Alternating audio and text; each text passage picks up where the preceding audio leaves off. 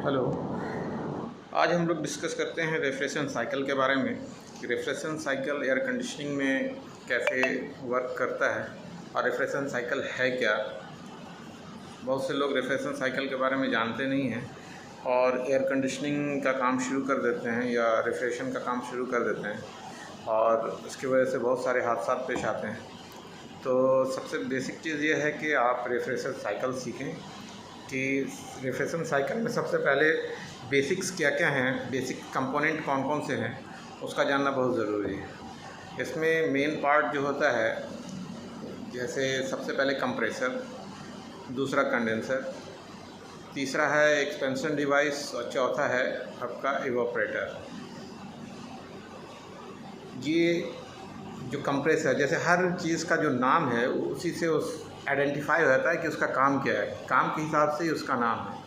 Compressor जो काम करता है वो उसका कंप्रेशन का काम है। कंप्रेशन मीन्स दबाव बनाना, मतलब ये एक तरफ से सक करता है गैस को, रेफ्रिजरेंट को, और दूसरे से इसको डिस्चार्ज करता है हाई प्रेशर बना करके।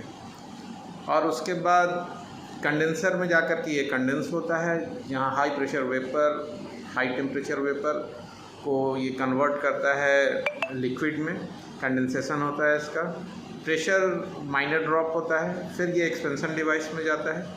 एक्सपेंशन डिवाइस का काम है कि एक बड़े से पाइप से जब लिक्विड लाइन प्रेशर में आ रहा है तो उसके प्रेशर को रिड्यूस करना। यहाँ पर एक बात बताता चलूँ कि एयर कंडीशनिंग में रेफ्रिजरेंट जो हम यूज़ करते हैं ये अकॉर्डिंग टेम्परेचर जो है, प्रेशर पर टेम्परेचर काम करता है। जैसे अगर हम प्रेशर को इंक्रीज़ करेंगे तो टेम्परेचर भी इंक्रीज़ होगा, और प्रेशर को ड्रॉप करेंगे तो टेम्परेचर भी ड्रॉप होगा। तो बेसिकली हमें इवोपरेटर में चाहिए होता है कि कूलिंग, इंडोर यूनिट जिसको आप कह सकते हैं, तो वहाँ जो रिक्वायरमेंट होती है कूलिंग की, तो हम इस सिस्टम में क्या करते हैं कि इसके प्रेशर को ड्रॉप करते हैं। अभी तक जो कंडेंसर से लिक्विड हमारा निकल रहा है वो हाई प्रेशर है। अब इस प्रेशर को ड्रॉप कराने के लिए हम एक्सपेंशन डिवाइस को यूज़ करते हैं। कहीं कैपिलरी यूज़ होता है, कहीं एक्सपेंशन वाल्व यूज़ होता है। छोटे सिस्टम में कैपिलरी से काम हो जाता है, बड़े सिस्टम में आपको एक्सपेंशन डिवाइस जो कि 3 टन से लेकर के ऊपर तक के यूनिट में यूज़ होता है। उसमें एक्सपेंशन वाल्व के बहुत सारे मॉडल्स हैं, तो उसमें और वैरायटी भी बहुत सारे हैं कि थर्मोस्टेटिक एक्सपेंशन वाल्व है, एक्सपेंशन वाल्व है, या फिर मोटराइज एक्सपेंशन वाल्व है, बहुत सारे हैं। उसका एक अलग वीडियो बना सकते हो।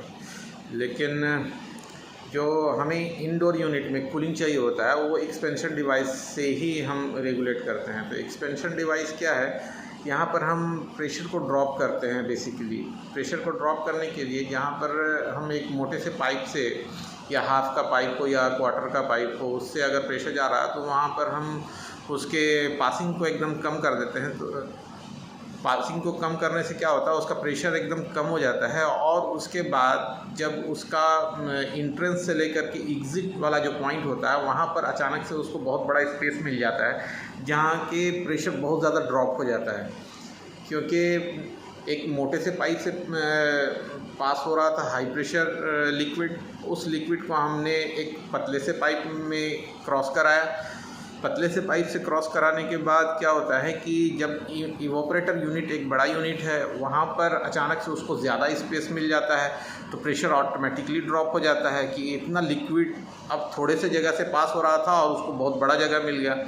तो अब क्या हुआ, प्रेशर ड्रॉप हो गया और बहुत ज़्यादा ड्रॉप हो गया। जब प्रेशर ड्रॉप होता है तो रेफ्रिजरेंट का उसूल है कि जब प्रेशर ड्रॉप होगा तो टेम्परेचर भी ड्रॉप होगा, तो वहाँ टेम्परेचर ड्रॉप हो जाता है। जब टेम्परेचर ड्रॉप होता है तो वहाँ चिलिंग आ जाता है। जब चिलिंग आ जाता है तो लिक्विड वहाँ से पास हो रहा होता है आपके इवोपरेटर कॉइल से।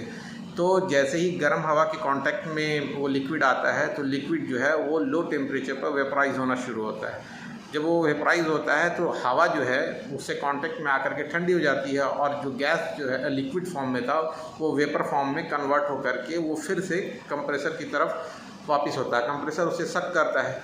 कंप्रेसर जब सक करता है तो कंप्रेसर में अब जो आ रहा है वो लिक्विड की जगह पर चिल्ड और ठंडा वेपर आ रहा है। अब वेपर जब आ रहा है, लो प्रेशर और लो टेम्परेचर वेपर कम हो रहा है कहाँ, आपके कंप्रेसर में। फिर कंप्रेसर क्या करता है, उसको कंप्रेस करके हाई प्रेशर और हाई टेम्परेचर वेपर बना करके फिर से कंडेंसर की तरफ मूव करता है, और फिर कंडेंसर कंडेंस करता है, लिक्विड बनाता है, फिर एक्सपेंशन डिवाइस में जाता है, एक्सपेंशन डिवाइस से फिर से आपके इवेपोरेटर कॉइल में जाता है लो प्रेशर लिक्विड, फिर वो वहाँ पर वेपराइज होता है लो प्रेशर में, और फिर लो प्रेशर और लो टेम्परेचर फिर कंप्रेसर में आता है। ये एक प्रोसेस है जिसे रेफ्रिजरेशन साइकिल कहते हैं, और ये बार बार चलता रहता है, जो कि कूलिंग का प्रोसेस है। तो इस तरीके से रेफ्रिजरेशन साइकिल काम करता है। तो हर रेफ्रिजरेशन सिस्टम में काम करने वाले लोगों को इस बात का इसका नॉलेज होना चाहिए कि किस तरीके से रेफ्रिजरेशन साइकिल काम करता है। तो होपफुली सब लोगों को समझ में आया होगा, और ये मेरा पहला वीडियो है और मैं कोशिश कर रहा हूँ इससे अच्छा वीडियो बनाने की। ओके, जज़ाकल्लाह खैर।